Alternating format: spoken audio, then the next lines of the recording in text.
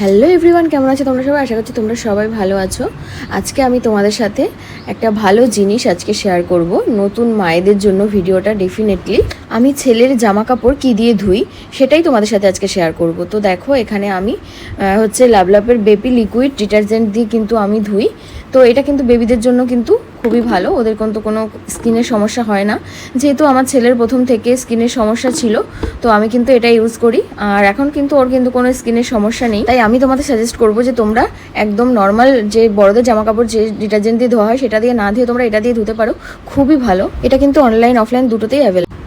Hello everyone, কেমন আছো তোমরা সবাই? আশা করছি তোমরা সবাই ভালো আছো।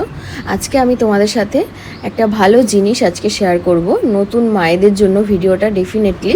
আমি ছেলের জামা কাপড় কী দিয়ে ধুই সেটাই তোমাদের সাথে আজকে শেয়ার করব। তো দেখো, এখানে আমি লাভলাপের বেবি লিকুইড ডিটারজেন্ট দিয়ে কিন্তু আমি ধুই। তো এটা কিন্তু বেবিদের জন্য কিন্তু খুবই ভালো, ওদের কিন্তু কোনো স্কিনের সমস্যা হয় না। যেহেতু আমার ছেলের প্রথম থেকে স্কিনের সমস্যা ছিল, তো আমি কিন্তু এটা ইউজ করি। আর এখন কিন্তু ওর কিন্তু কোনো স্কিনের সমস্যা নেই। তাই আমি তোমাদের সাজেস্ট করবো যে তোমরা একদম নর্মাল যে বড়দের জামা কাপড় যে ডিটারজেন্ট দিয়ে ধোয়া হয় সেটা দিয়ে না ধুয়ে তোমরা এটা দিয়ে ধুতে পারো, খুবই ভালো। এটা কিন্তু অনলাইন অফলাইন দুটোতেই অ্যাভেলেবল।